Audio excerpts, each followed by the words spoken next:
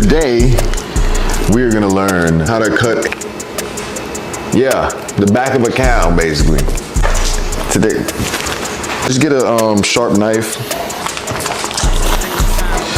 Go ahead and cut this motherfucker. I know some of you may be wondering, why the fuck would you ever even buy that? I'm a big bag. First initial thoughts is it's gonna be better than buying ribeye straight up. Shit's getting expensive now. And last time I checked, I went to Costco and 4 ribeye steaks was over $100. That's crazy. I like to always paper towel. I like dealing with a clean piece of meat. How many steaks do you think I'm gonna get out of this thing? We're gonna pull some of this fat cap off. This is easily peelable. Use the paper towel if it gets a little crazy. Just make sure you're not cutting into anything, any of the meat. But the biggest thing I want to preach here is patience. Patience when I cook. It's a form of love for me, personally. I know there's probably other people out there that can relate.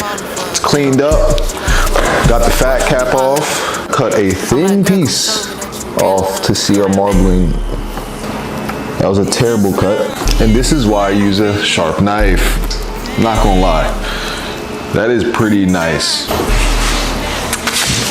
Up, come on. Gotta feed the dog. This is some backyard bullshit. Like, I bend my finger, right, for a thick steak, and I look at the indent of my finger. And when I do that, that's basically how thick I want my steak. I move it ½ inch more to your left. But for the most part, wherever your finger bends, I like to, for me, for my size, because I like to say I like to be full. So far, I'm liking what I'm seeing.